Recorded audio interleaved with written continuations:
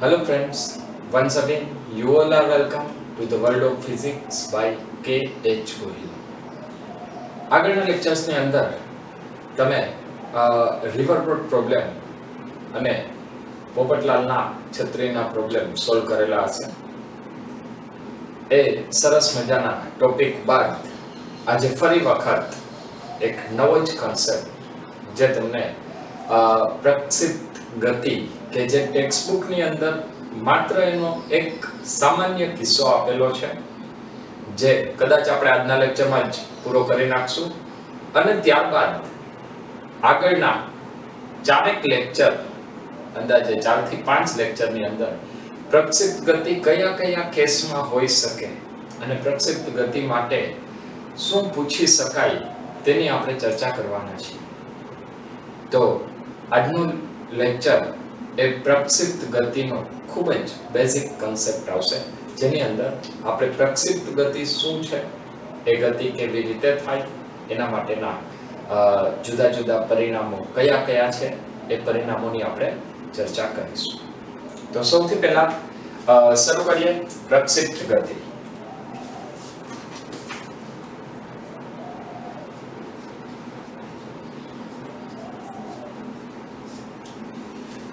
સૌપ્રથમ પ્રક્ષિપ્ત ગતિ એટલે શું?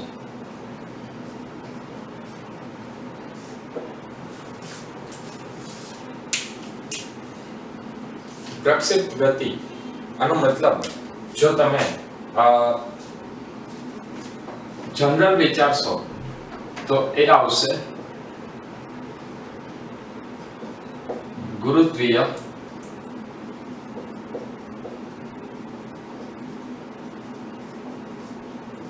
ક્ષેત્રમાં થતી ગતિ.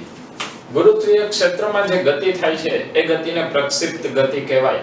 અને જો તમે ટેક્સ્ટબુકના વર્ડ પ્રમાણે થોડું જાઓ તો એમાં તમને કીધેલું છે સમતલમાં થતી ગતિ.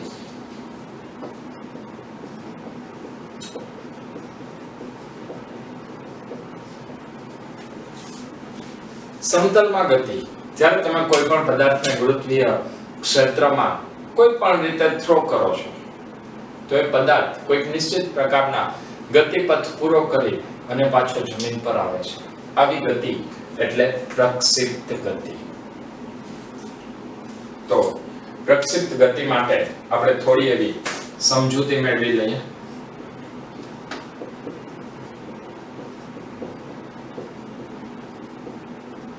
કોઈ પણ પદાર્થને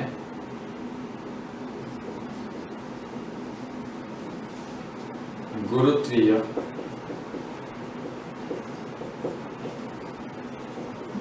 ક્ષેત્રમાં ફેંકતા તેની ગતિ એ પ્રક્ષિપ્ત ગતિ તરીકે ઓળખાય છે. આ પદાર્થ એ પ્રક્ષિપ્ત પદાર્થ, અને માની લઈએ કે સમક્ષિતિજ સાથે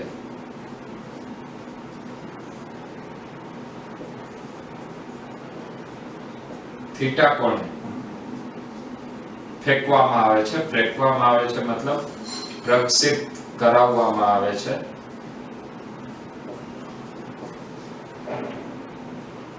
તો આ કોણ એટલે એને આપણે કહેશું પ્રક્ષિપ્ત કોણ. કોઈ પણ પદાર્થને ગુરુત્વીય ક્ષેત્રમાં ફેંકતા તેની ગતિ એ પ્રક્ષિપ્ત ગતિ તરીકે ઓળખાય છે. આ પદાર્થને પ્રક્ષિપ્ત પદાર્થ, અને જે કોણે તમે પદાર્થને ફેંકો છો એ કોણને પ્રક્ષિપ્ત કોણ તરીકે ઓળખવામાં આવે છે. આગળ ઉપર આપણે સૂત્રની શરૂઆત કરીએ. એ સૂત્રની શરૂઆત પહેલા પ્રક્ષિપ્ત ગતિ માટે આજના લેક્ચરનો એક ખૂબ જ જનરલ કિસ્સો આપણે વિચારશું. અને એ જનરલ કિસ્સો શું છે? તો આજનો લેક્ચર એ પ્રક્ષિપ્ત ગતિની અંદર પણ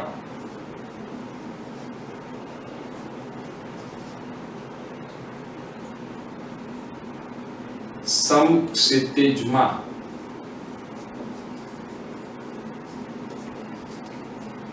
પ્રક્ષિપ્ત ગતિની આપણે ચર્ચા કરવાના છીએ. સમક્ષિતિજમાં પ્રક્ષિપ્ત ગતિ. ચલો સૌથી પહેલા તો એક આકૃતિ દ્વારા આપણે સમજીએ કે પ્રક્ષિપ્ત ગતિ એટલે ખરેખર શું થાય.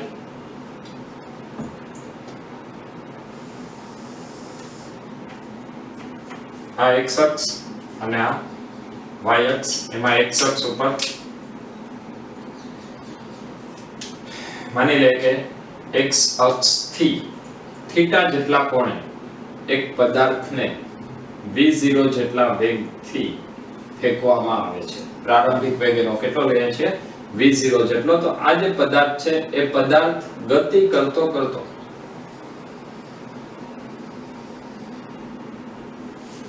ફરીથી કંઈક આવો ગતિમાર્ગમાંથી પસાર થઈ અને મૂળ સ્થિતિએ મૂળ ઊંચાઈ એની જેટલી હતી y અક્ષ ઉપર ત્યાં પહોંચશે.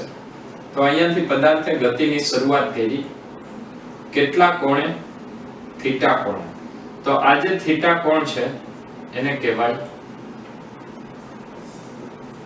પ્રક્ષિપ્ત કોણ. ચલો આટલું પહેલા ક્લિયર છે.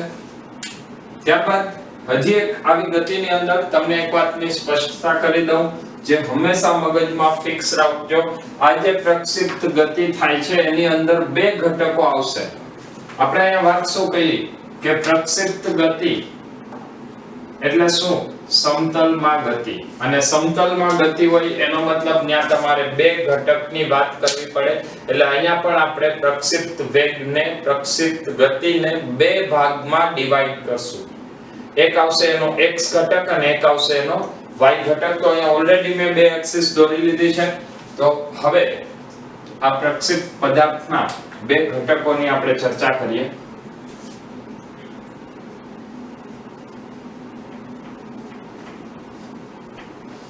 પ્રક્ષિપ્ત ગતિને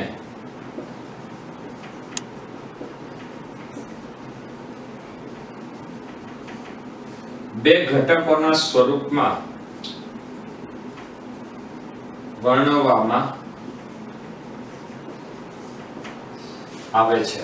અને એક જ ગતિને બે અલગ અલગ ઘટકોના સ્વરૂપમાં વર્ણન કરવું, આવું સૌપ્રથમ dialog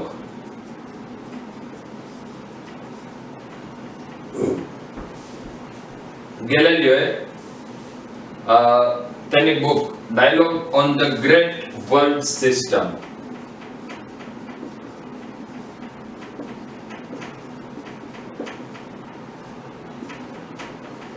dialog on the great world system માં દર્શાવેલું હતું કે એક જ પ્રકારની ગતિ હોય તો એને એના બે અલગ અલગ ઘટકોના સ્વરૂપમાં જુદી જુદી રીતે ચર્ચા કરી શકાય.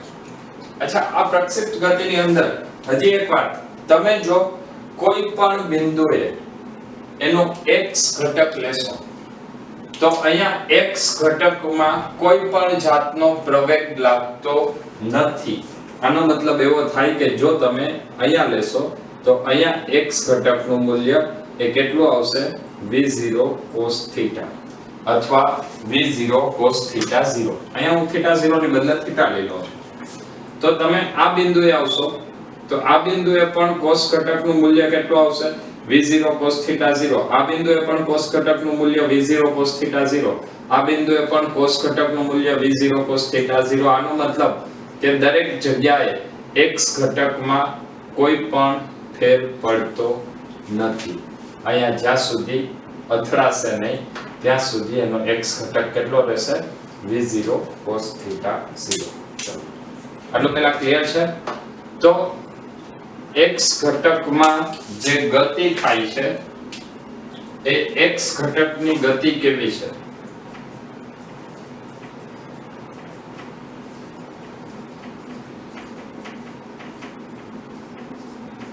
અચળ વેગથી ગતિ થાય છે. અચળ વેગથી ગતિ થાય છે આનો મતલબ એવો થાય કે અહીંયાથી તમે એક પદાર્થને કિક મારો છો, પદાર્થને ફેંકો છો, ત્યારે પદાર્થ જ્યારે મહત્તમ ઊંચાઈએ પહોંચે છે ત્યારે એ પદાર્થનો વેગ શૂન્ય થતો નથી. અચળ વેગથી ગતિ કરશે. કઈ દિશામાં? x અક્ષની દિશામાં. ચલો ફરીથી હજી એક વખત આને આપણે વિચારીએ તો આ દરેક બિંદુએ જે તમે પ્રક્ષિપ્ત કોણ લખેલો છે v0 cos θ 0, હવે આપણે એનો y ઘટક લઈએ તો એનો y ઘટક કેટલો? તો y ઘટક આવશે y અક્ષ ઉપર અને x અક્ષ સાથે કોણ થીટા છે તો અહીંયા શું આવશે? v0 sin θ. આ આવ્યું v0 sin θ. હવે જો y અક્ષ ઉપર ગુરુત્વીય પ્રવેગ અસર કરે છે તો અહીંયા પણ ગુરુત્વીય પ્રવેગ લાગશે. તો આ દરેક જગ્યાએ ગુરુત્વીય પ્રવેગ લાગવાનો છે. આનો મતલબ કે y અક્ષ ઉપરની જે ગતિ છે એ ગતિ કેવી થશે? ગુરુત્વીય પ્રવેગને પરિણામે ગતિ. y અક્ષ ઉપરની જે ગતિ છે એ ગતિ મતલબ y ઘટકો કેવી રીતે ગતિ કરશે?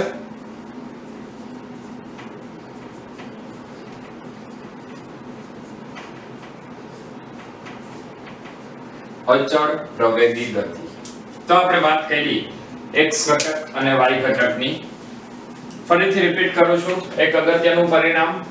x ઘટક એ હંમેશા અચળ વેગથી ગતિ કરે છે અને y ઘટક હંમેશા ગુરુત્વીય પ્રવેગની અસર હેઠળ ગતિ કરે છે.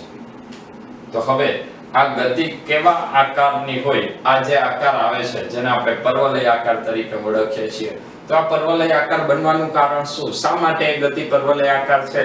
એના પાછળના કારણો અને એની સાબિતીની આપણે હવે વાત કરીશું.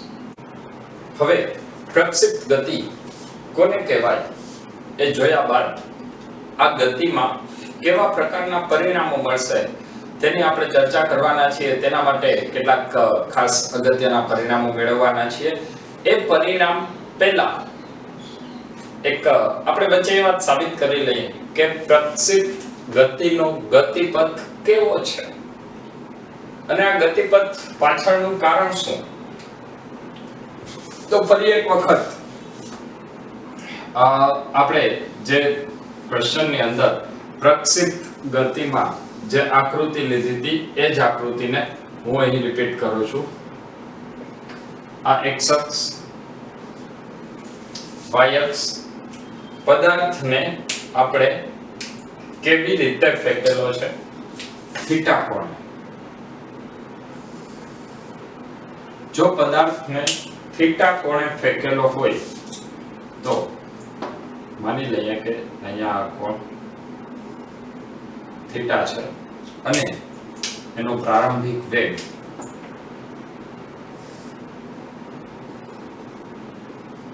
v0 છે. તો પ્રારંભિક વેગ v0 છે, પદાર્થને થીટા કોણે પ્રક્ષિપ્ત કરેલો છે. આનો મતલબ એવો થાય કે હવે પદાર્થના બે ઘટકો આવશે. કયા બે ઘટકો? તો પહેલો ઘટક આવશે x અક્ષની દિશામાં અને બીજો ઘટક આવશે y અક્ષની દિશામાં. x અક્ષની દિશામાં ઘટક. હવે x અક્ષ સાથે થીટા કોણ છે તો ત્યાં ઘટક કયો થાય? v0 cos θ 0 અને y અક્ષની દિશામાંનો ઘટક કયો થશે? v0 sin θ. બુકની અંદર તમને θ 0 આપેલું છે. હું અહીંયા થીટા લખું છું. દરેક જગ્યાએ θ 0 લખવાની કોઈ જરૂર નથી. તો આપણને x અને y ઘટકના વેગ મળ્યા. એ કયા વેગ છે? પ્રારંભિક વેગ. તો હું અહીંયા સૌથી પહેલા લખું છું કે પ્રક્ષિપ્ત પદાર્થને કેટલા વેગથી પ્રક્ષિપ્ત કરાવેલો છે? v0 વેગથી.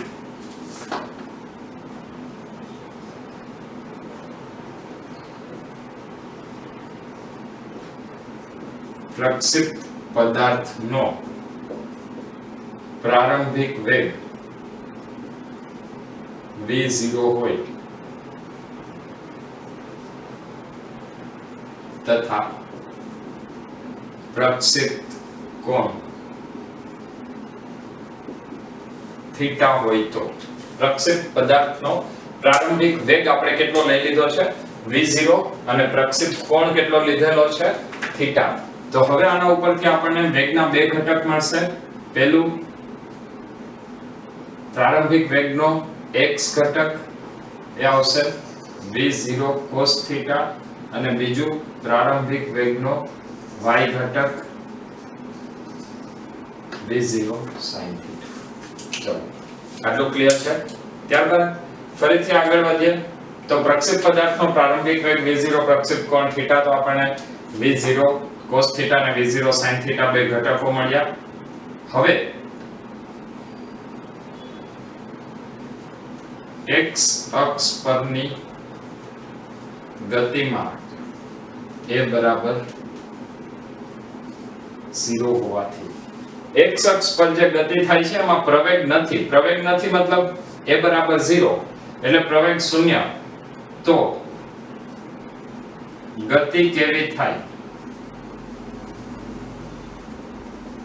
અચળ વેગી હોય. ગતિ અચળ વેગી હોય આનો મતલબ કે x અક્ષ ઉપરનો વેગ કેવો? અચળ. તો કોઈ પણ સમયે તમે x અક્ષ ઉપરનો વેગ લેશો vx of t તો એ તમને કેવો મળશે? v0x જેટલો, અને v0x કેટલો છે? v0 cos θ. ચલો ક્લિયર છે આપણું? x અક્ષ ઉપર પદાર્થ અચળ વેગથી ગતિ કરે છે, અને જો અચળ વેગથી ગતિ કરતો હોય તો એનો વેગ કેટલો લખાય? v0 cos θ. બીજી વાત, y-અક્ષ ઉપરની જો આપણે વાત કરીએ તો y અક્ષ માટે પદાર્થની ગતિ કેવા પ્રકારની થશે? જો આપણે y અક્ષ માટે વાત કરીએ, અહીંયા જો લખી નાખું છું એટલે થોડું સમીકરણની સાબિતીમાં ઈઝી પડે.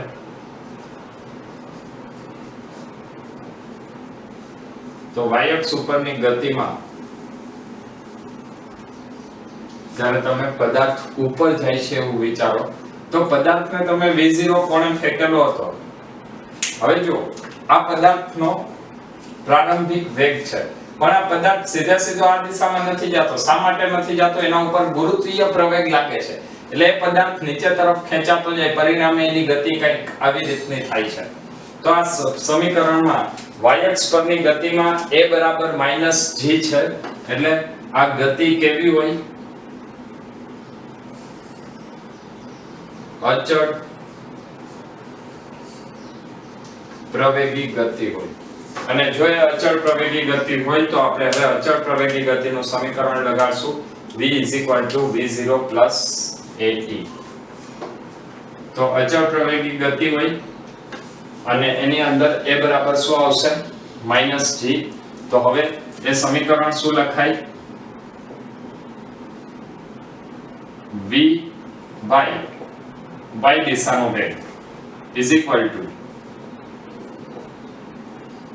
v0 એટલે v0y પ્લસ a કયો? y ઘટક into t.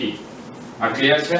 v v0 plus a t ની અંદર y ઘટકની વાત કરીએ એટલે વેગનો y ઘટક, પ્રારંભિક વેગનો y ઘટક, પ્રવેગનો y ઘટક અને સમય. ચલો v0y, તો v0y શું છે? v0 sin θ. તો હું અહીંયા લખું છું v0 sin θ પ્લસ a બરાબર શું આવશે? તો a એટલે પ્રવેગ. તો અહીંયા પ્રવેગ કયો છે? ગુરુત્વીય પ્રવેગ. કઈ દિશામાં? ઋણ y દિશામાં, એટલે લખાય -g into t. તેના બરાબર vy બરાબર. ચલો ક્લિયર છે આટલું? તો અહીંયા આપણને કઈક અલગ સમીકરણ મળ્યા. એ સમીકરણના હું નામ આપી દઉં છું. વેગનો x ઘટક સમીકરણ નંબર 1, y ઘટક સમીકરણ નંબર 2, વેગનું સમીકરણ x અક્ષનું સમીકરણ નંબર 3 અને y અક્ષનું સમીકરણ નંબર 4. હવે અહીંયા જો આપણે પદાર્થનો ગતિપથ પરવલય આકાર છે એવું આપણે સાબિત કરવું હોય તો એના માટે ફરીથી આપણે કંઈક અલગ પ્રકારનું સમીકરણ મેળવવું પડશે. તો અહીંયા હવે આપણે ચર્ચા કરીશું પદાર્થનો ગતિપથ.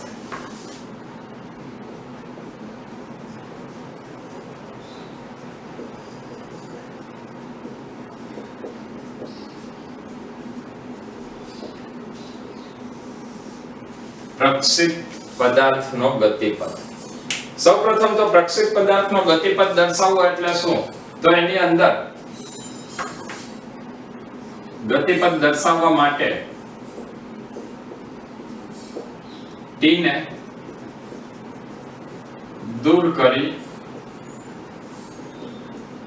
અને સમીકરણ બનાવવું. સમયને દૂર કરીને સમીકરણ બનાવવું. હવે જુઓ અહીંયા જો આપણે વિચારીએ તો vy v0 sin θ gt છે. હવે જો વેગનું સમીકરણ લખીએ તો એમાં એક સમય આવે છે vx લેશો તો vx માં સમય નથી, vx માં શું લખ્યું v0 cos θ 0. હવે જો આપણે સમીકરણ લખવા હોય તો અહીંયા પહેલા હું x અને y ના સમીકરણ લખું છું. t ને દૂર કરી અને સમીકરણ બનાવવું તો એ સમીકરણ બનાવવા માટે પહેલા આપણે x અને y ઘટકની જરૂર પડશે. તો x દિશામાં કાપેલું અંતર જો મારે લખવું હોય x દિશામાં સ્થાનાંતર તો x દિશામાં ગતિ કેવી છે? અચળ વેગવાળી. x અક્ષ ઉપર અચળ વેગવાળી ગતિ હોય તો સ્થાનાંતર બરાબર શું થાય? વેગ ગુણ્યા સમય એટલે v0 cos θ t. અને y દિશામાં સ્થાનાંતર માટેનું સમીકરણ લખવું હોય તો y અક્ષ ઉપર પ્રવેગી ગતિ છે ને પ્રવેગી ગતિ હોય તો સમીકરણ આવે x v0 કયો ઘટક y t plus 1/2 ay t². ચલો ક્લિયર છે? આ સમીકરણમાં ફરીથી આપણે થોડા મૂલ્યો મૂકી દે. v0 y એટલે v0 sin θ t plus half ay એટલે કેટલું માઈનસ g, તો અહીંયા પ્લસ ની બદલે હું માઈનસ લખી નાખું છું ઇન્ટુ t². જો આપણે સમીકરણ શેનું લખવું હતું? પદાર્થના ગતિપથનું સમીકરણ એટલે શું? x અને y ઘટકોના સ્વરૂપનું સમીકરણ, પણ એની અંદર t આવવો જોઈએ નહીં. તો આમાં બંનેની અંદર t છે, x માં પણ t છે અને y માં પણ t છે. ગમે એકમાંથી t ના સૂત્રનો કરતા બનાવી અને બાકીના બીજા સમીકરણમાં કિંમત મૂકી દો તો x વાળું જે સમીકરણ છે એના ઉપરથી જો આપણે t ના સૂત્રનો કરતા બનાવીએ અને એની કિંમત સમીકરણ નંબર 6 માં મૂકી દઈએ તો આપણને કંઈક પરિણામ મળશે. ચલો તો હવે હું લખું છું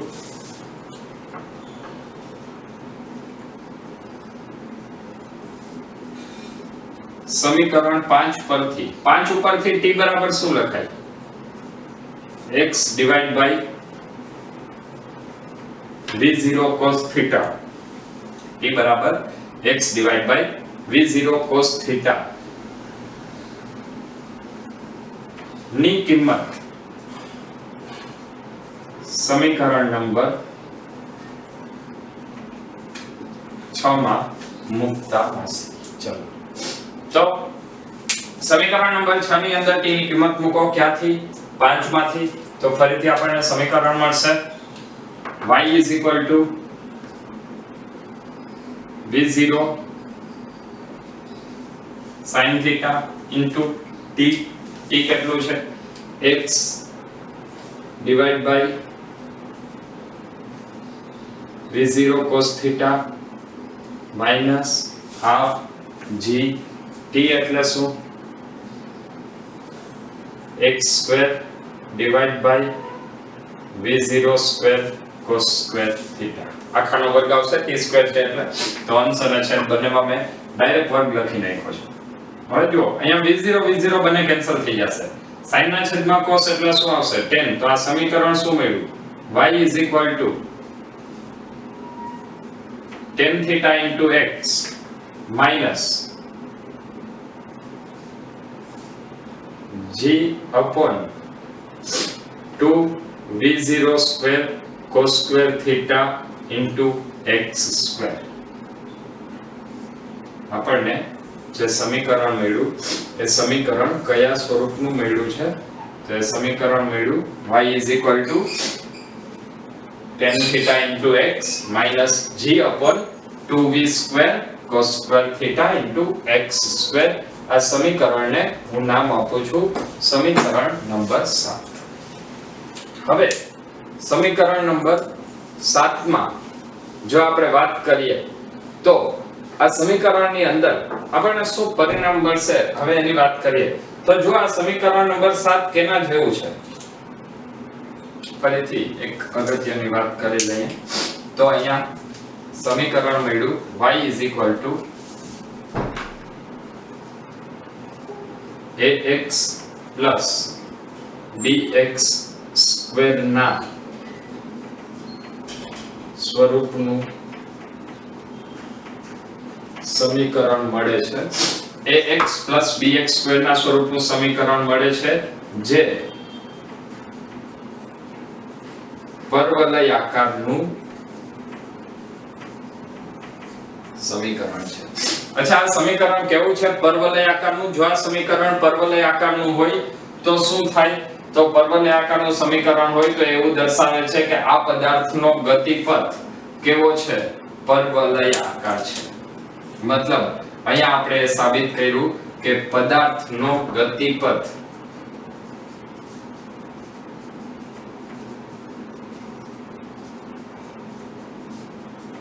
પ્રક્ષિપ્ત પદાર્થનો ગતિપથ પરવલયાકાર છે. ચલો, ક્લિયર છે આટલું?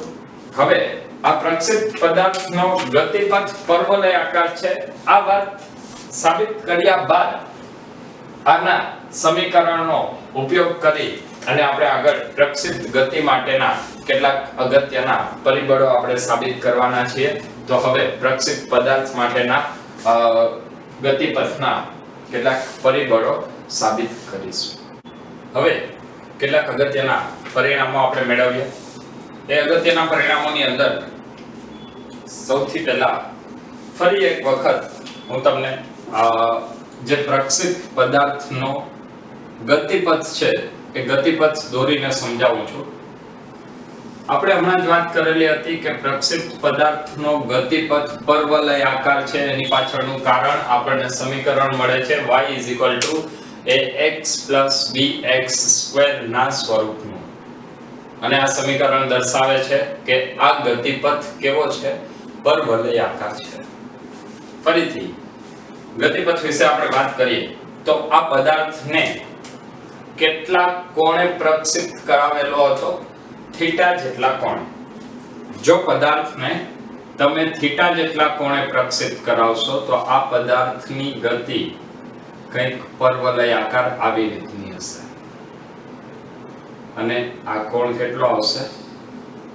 થીટા. ચલો, આ ક્લિયર છે? તો આ ગતિ કેવી થાય? પ્રક્ષિપ્ત ગતિ. અને આકાર કેવો આવશે એનો? પરવલયાકાર. હવે આ સ્થિતિ માટે આપણે જુદા જુદા બિંદુએ તેના વેગની વાત કરીએ. તો આ બિંદુએ જે એનો વેગ છે એ કંઈક આ સ્થિતિમાં હશે. ત્યાર પછી એના પછીના બિંદુએ જો આપણે જઈએ તો એનો વેગ કંઈક આ સ્થિતિમાં હશે. જો આ સૌથી ઉપરના બિંદુએ જાય કે જ્યાં પદાર્થ મહત્તમ ઊંચાઈએ જઈ અને હવે પાછો નીચે આવવાનો છે, ત્યાં વેગ આવો કંઈક હશે.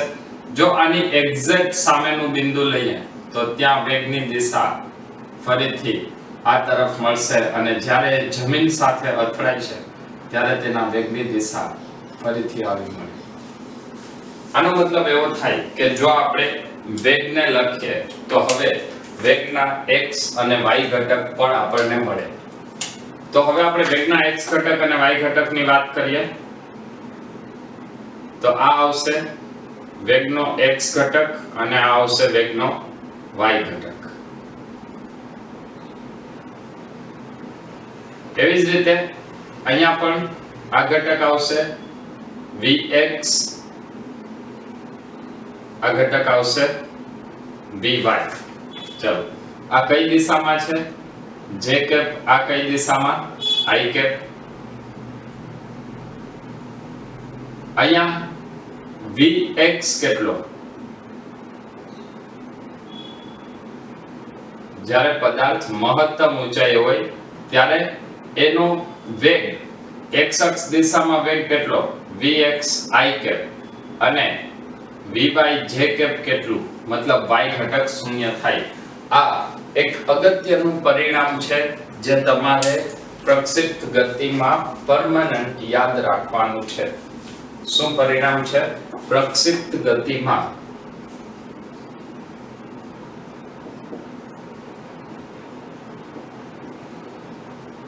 પદાર્થ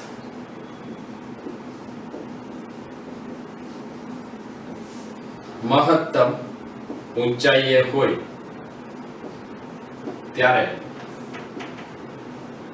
તેના વેગનો y ઘટક એટલે કે vy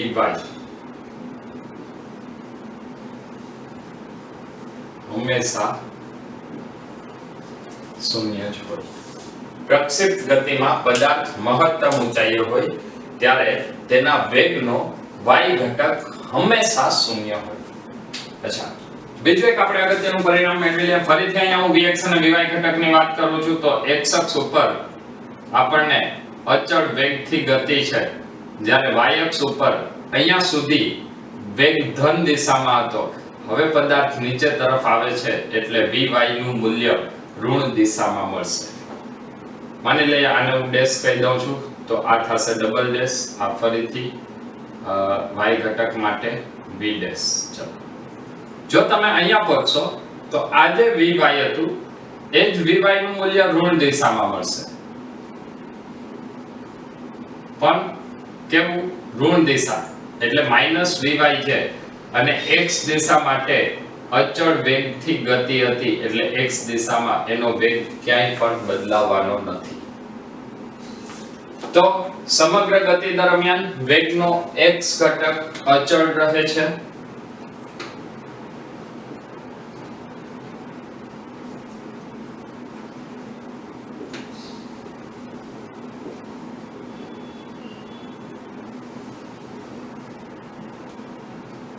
અને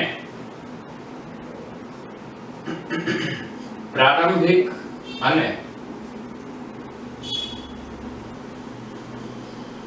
અંતિમ સ્થિતિએ, જો પ્રારંભિક અને અંતિમ સ્થિતિએ અહીંયા આ કોણ થીટા હતો તો જ્યારે નીચે આવે ત્યારે ફરીથી આ કોણ થીટા થશે. પ્રારંભિક અને અંતિમ સ્થિતિએ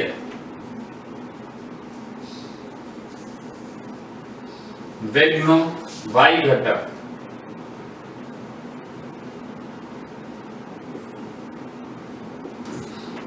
સમાન મૂલ્યનો અને પરસ્પર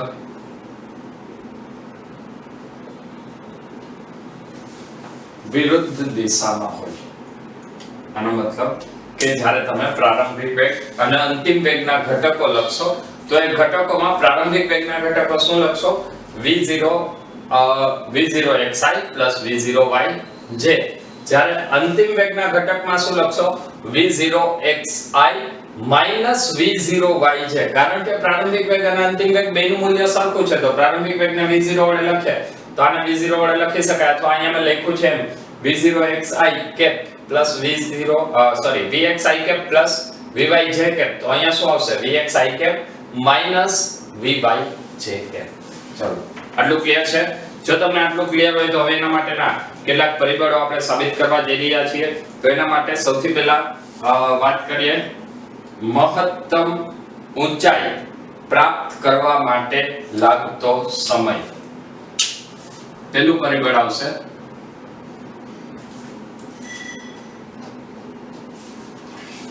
પ્રક્ષિપ્ત પદાર્થને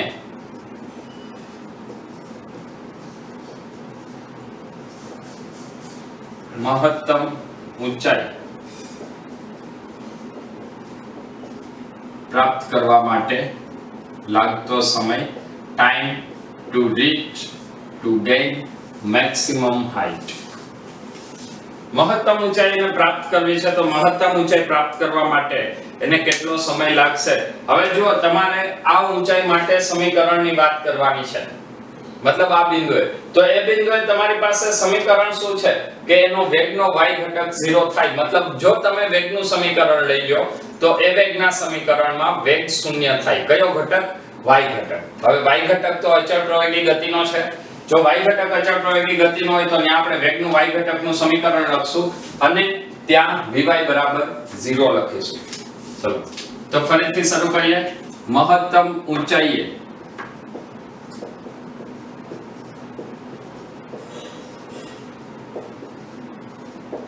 vy બરાબર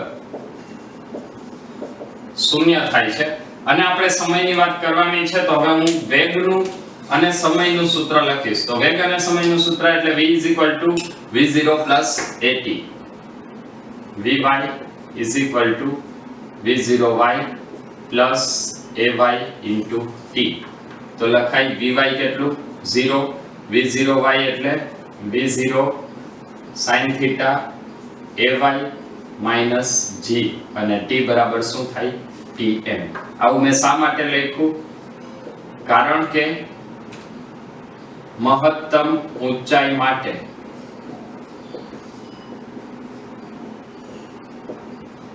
vy કેટલું 0 પછી v0y તો અચળ છે ay બરાબર કેટલું v0y બરાબર v0 sin theta a બરાબર -g અને t બરાબર આપણે શું લખશું tm time to reach maximum height ચલો આ ક્લિયર છે તો આના ઉપરથી હવે આપણે tm ને સૂત્રનો કરતા બનાવવાનો છે તો સમીકરણ મળશે gtm બરાબર v0 sin theta તો tm બરાબર શું આવશે v0 sin theta divided by g આ આપણને બીજું એક અગત્યનું સમીકરણ મળ્યું પહેલું જે સમીકરણ મળ્યું પરવલયાકાર ગતિપથનું એ સમીકરણ બાદ બીજું પરિણામ એ tm v0 sin theta by g તો tm v0 sin theta by g મહત્તમ ઊંચાઈ પ્રાપ્ત કરવા માટે લાગતો સમય tm બરાબર v0 sin theta divided by g હવે બીજું પરિણામ જે આપણે મેળવવાનું છે એ આવશે પ્રક્ષેપિત પદાર્થે લીધેલો સમય એટલે કે ઉડ્ડયન સમયને આપણે દર્શાવશું ટાઈમ ઓફ ફ્લાઇટ tf થી હવે જો અહીંયા આપણે શું વાત કરેલી છે કે પ્રક્ષેપિત પદાર્થ કેટલો સમય ઉડે છે મતલબ મૂળ સ્થિતિએ પાછું એને જમીન ઉપર પહોંચતા કેટલો સમય લાગે જો આ સમય આપણે મેળવવો હોય તો પદાર્થ પાછો ક્યાં આવે છે મૂળ સ્થિતિએ મૂળ સ્થિતિ પણ કઈ મૂળ સ્થિતિ વાયયામ ઉપરની અને જો પદાર્થ વાયયામ ઉપરની મૂળ સ્થિતિમાં આવતો હોય તો હવે આપણે સમીકરણ કયું લખવું જોઈએ તો એવું સમીકરણ લેવાનું જેમાં વાયયામ શૂન્ય હોય તો ઉડ્ડયન સમય માટે ફરીથી આપણને અગત્યનું પરિણામ મળશે કે ઉડ્ડયન સમયે પદાર્થ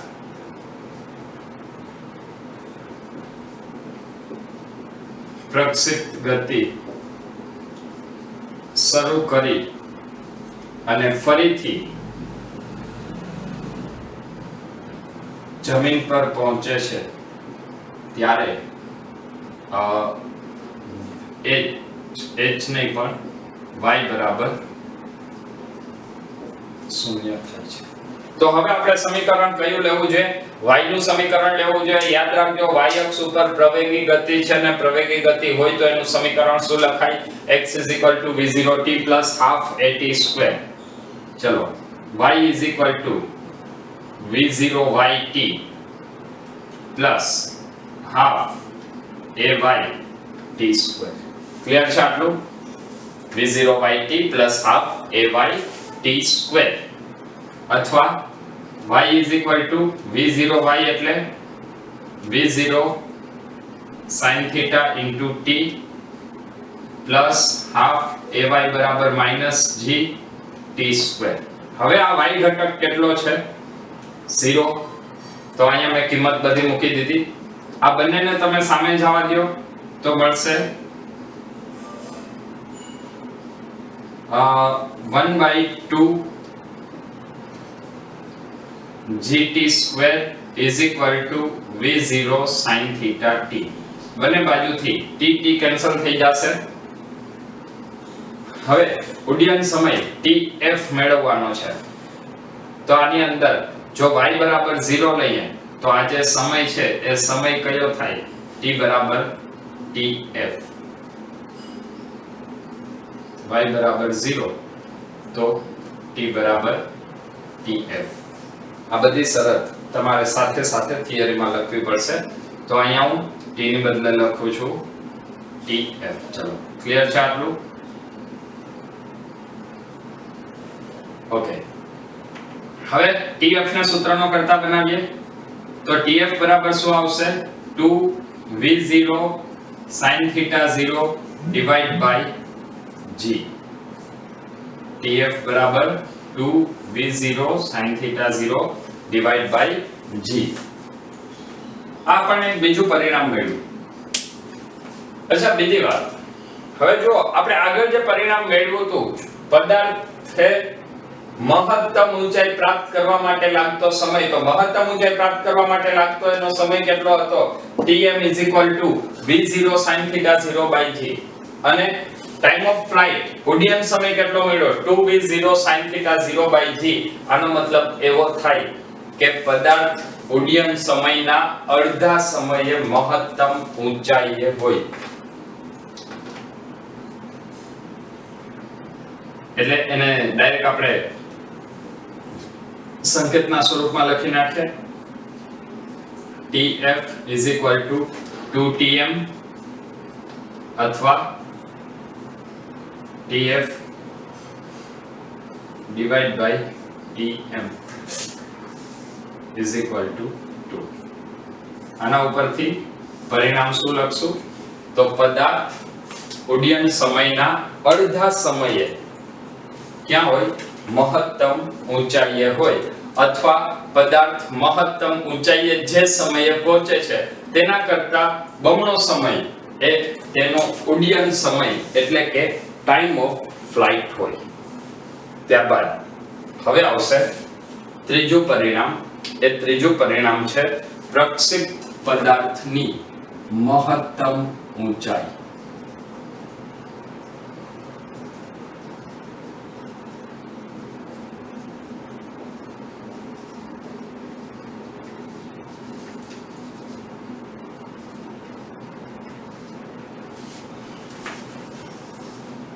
પ્રક્ષેપિત પદાર્થની મહત્તમ ઊંચાઈ એને હું કહી દઉં છું કેપિટલ H.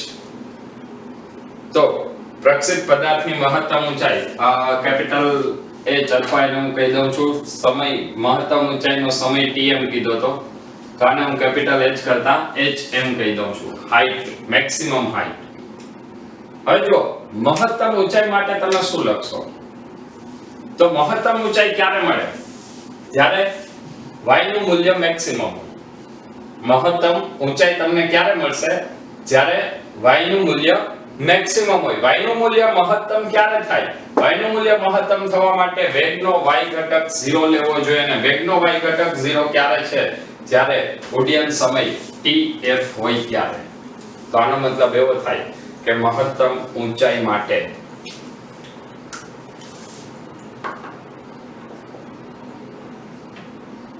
y બરાબર hm, એટલે મહત્તમ ઊંચાઈ થવા માટે vy બરાબર 0.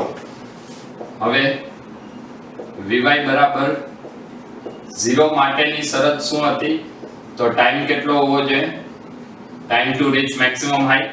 તો મહત્તમ ઊંચાઈએ જે સમય છે એ સમય કેટલો આવે? tm જેટલો આવે. તો મહત્તમ ઊંચાઈએ સમય tm જેટલો આવે. તો હવે આપણે ફરીથી આ સમીકરણની અંદર કિંમત મૂકશું. સમીકરણ કયું લખવું પડે? y is equal to, હવે હું સમીકરણ લખું છું y is equal to v0t plus half at square.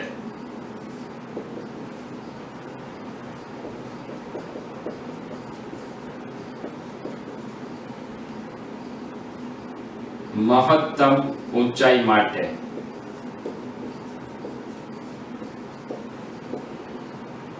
t કેટલું?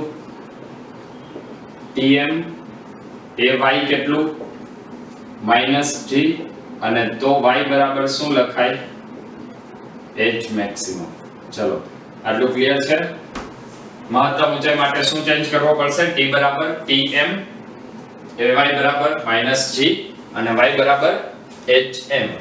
આ બધી કિંમતો આ પદમાં મૂકી દે તો y બરાબર આવશે hm maximum height is equal to v0y. v0y નું મૂલ્ય છે v0 sin theta into t. t બરાબર હવે શું મૂકશું? tm minus half g tm square. યાદ કરો tm નું સમીકરણ શું હતું? tm is equal to v0 sin theta divide by g. tm નું આપણને સમીકરણ મળ્યું હતું tm is equal to v0 sin theta divide by g. તો અહીંયા ફરી પાછું હું tm ની કિંમત મૂકી દઉં છું. તો અહીંયા આવશે v0 sin theta into v0 sin theta divide by g એટલે આ tm આવ્યું minus 1/2 g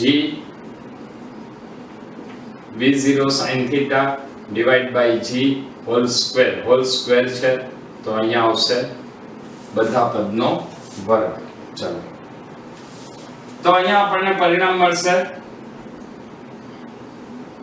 v0 into v0 square sin theta into sin square theta divide by g minus 1/2 v0 square sin square theta અને એક g ભાગી ગયા g તો વધ્યું શું? g. હવે જો આ આખું એક પદ છે 1 minus 1/2 તો 1 minus 1/2 શું થાય? 1/2 આખામાંથી અડધું જાય તો અડધું, એને દેશી ભાષામાં આવું કહેવાય આ આખું ને અડધું, આખામાંથી અડધું જાય તો વધે અડધું, બરાબર? અથવા 1 minus 1/2 ગણિતની ભાષામાં વાત કરવી હોય તો v0 square sin square theta by g ને કોમન કાઢો, અંદર વધે 1 minus 1/2 એટલે 1/2. એને સિમ્પલ દેશી હિસાબમાં એવું કહેવાય આખામાંથી અડધું જાય તો અડધું વધે. તો શું વધ્યું? v0 square sin square theta divide by 2g. સેના બરાબર?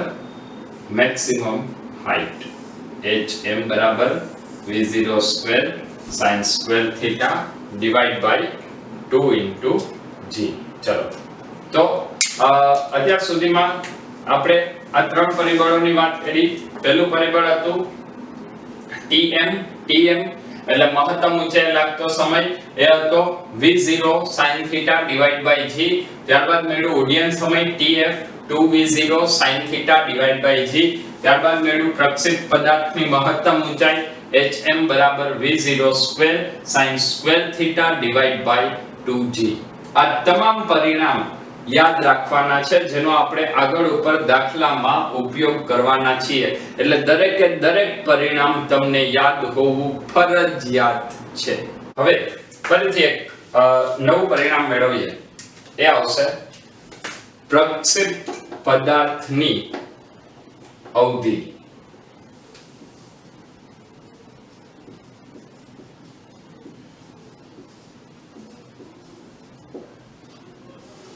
અવધિ મતલબ એને કહેવાય રેન્જ, અને એને આપણે દર્શાવશું કેપિટલ R વડે.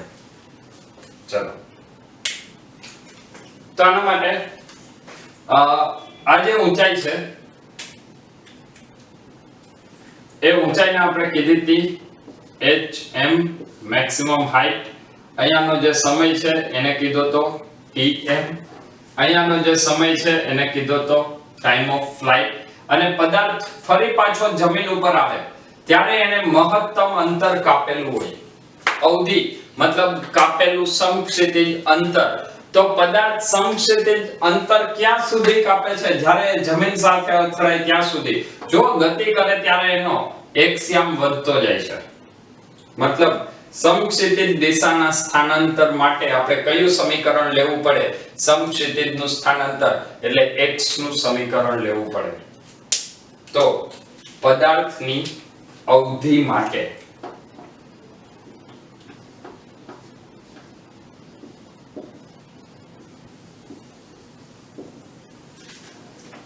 અવધિ મેળવવા માટે y બરાબર 0 થવું જોઈએ. અવધિ મેળવવા માટે સમીકરણ આપણે શું લખશું? y બરાબર 0. અને જ્યારે y બરાબર 0 થાય ત્યારે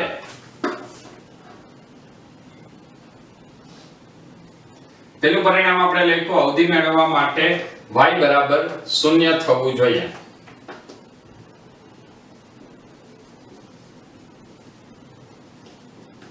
અને ત્યારે સમય કેટલો છે t બરાબર tf હોય. તો હવે આપણે આપણી પાસે જે સમીકરણ છે એ સમીકરણનો આપણે ઉપયોગ કરીએ તો આપણે શું મેળવવું છે અવધિ મેળવવી હોય તો આપણે શું મેળવવો છે x ઘટક. તો x ઘટક માટે સમીકરણ શું હતું x v0x t અથવા x ની બદલે હવે શું લખશું અવધિ r તો v0x tf એટલે ટાઈમ ઓફ ફ્લાઇટ એટલે 2 ગુણ્યા મહત્તમ ઊંચાઈએ પહોંચવા માટે લાગતો સમય 2v0 sin theta divided by g. ચલો આટલું ક્લિયર છે. તો અહીંયા ફરીથી હું લખું છું આની પાછળના કારણો આપણે લખી નાખીએ. તો આના કારણ શું કહેશું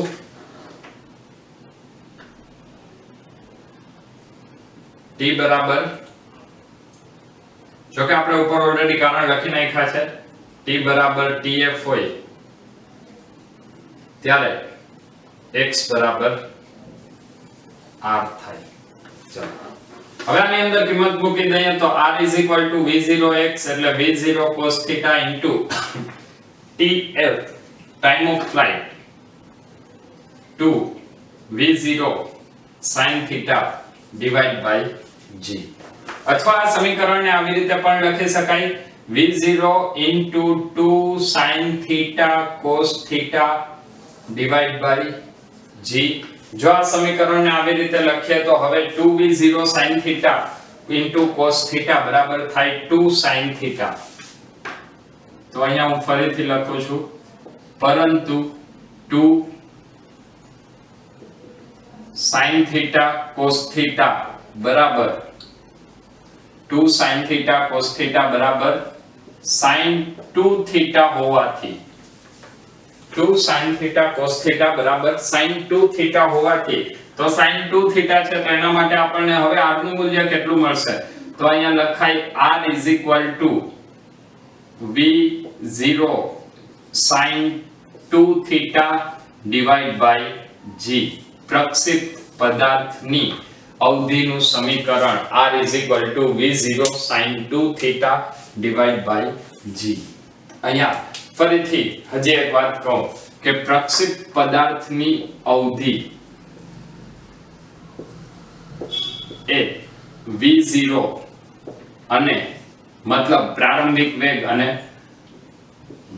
પ્રક્ષિપ્ત કોણ પર આધારિત છે. હવે જો આપણે એવું કહીએ કે પ્રારંભિક વેગ v0 ને જો આપણે અચળ લઈ લઈએ પ્રારંભિક વેગ v0 ને જો આપણે અચળ લઈ લઈએ તો હવે અવધિ અને થીટા ને કોઈક સંબંધ મળે. હવે જો આપણે વાત કરવી છે મહત્તમ અવધિ માટે તો v0 બરાબર અચળ લઈએ તો અવધિ એ થીટા પર આધારિત હોય. અવધિ એ થીટા પર આધારિત હોય. આનો મતલબ કે હવે આપણે મહત્તમ અવધિનું પણ આના ઉપરથી કોઈક રીતે સૂત્ર મેળવવાનો પ્રયત્ન કરીએ. તો હવે વાત કરવી છે મહત્તમ અવધિ.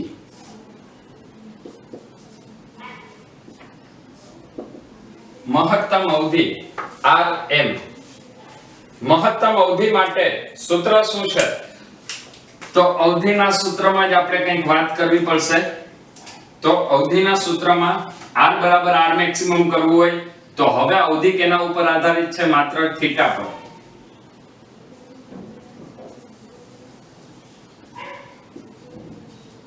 r બરાબર r મેક્સિમમ થવા માટે sin 2 થીટા નું મૂલ્ય કેવું લેવું જોઈએ મહત્તમ થવું જોઈએ. sin 2 થીટા નું મૂલ્ય મહત્તમ થવું જોઈએ અને આ sin 2 થીટા નું મૂલ્ય મહત્તમ ક્યારે થાય તો આના માટે પહેલી રીત આવશે એ છે આપણે વિકલન કરીએ, વિકલન કરીને જવાબ શૂન્ય લઈ આવો, પરિણામ મહત્તમ, એ પણ વાત સાચી છે. અથવા તમે એવું કહી દો કે sin વિધેયનું મહત્તમ મૂલ્ય કેટલું થાય 1, તો sin 2 થીટા મહત્તમ મૂલ્ય કેટલું થાય 1, તો અહીંયા 2 થીટા બરાબર કેટલા હોય, તો sin 90 ની કિંમત 1 થાય, તો 2 થીટા બરાબર આવશે 90 ડિગ્રી, તો થીટા બરાબર શું આવશે 45 ડિગ્રી. આનો મતલબ કે જો અહીંયા થીટા બરાબર 45, તો હવે rm નું સૂત્ર શું મળશે, rm v0² / g. મહત્તમ અવધિ rm v0² / g. તો આજના લેક્ચરની અંદર આપણે માત્ર આ કેટલાક પરિણામો મેળવેલા છે અને એ પરિણામોના જેટલા પણ સૂત્ર મળેલા છે એ તમામ સૂત્ર તમે નેક્સ્ટ લેક્ચરની અંદર પાકા કરી લેશો. તો નેક્સ્ટ લેક્ચરની અંદર પ્રક્ષિપ્ત ગતિમાં સમક્ષિતિજ પ્રક્ષિપ્ત ગતિની જ ચર્ચા કરવાના છીએ, પણ તેના ઉપરથી કયા કયા JEE કે નીટ લેવલે ક્વેશ્ચન કેવી રીતે પૂછી શકાય, કેટલાક એપ્લાઇડ ક્વેશ્ચનની આપણે વાતો કરીશું. તો નેક્સ્ટ લેક્ચરની અંદર ખૂબ જ ઝડપથી મળીએ છીએ. ત્યાં સુધી બધા મહેનત કરતા રહો. Wish you all the best.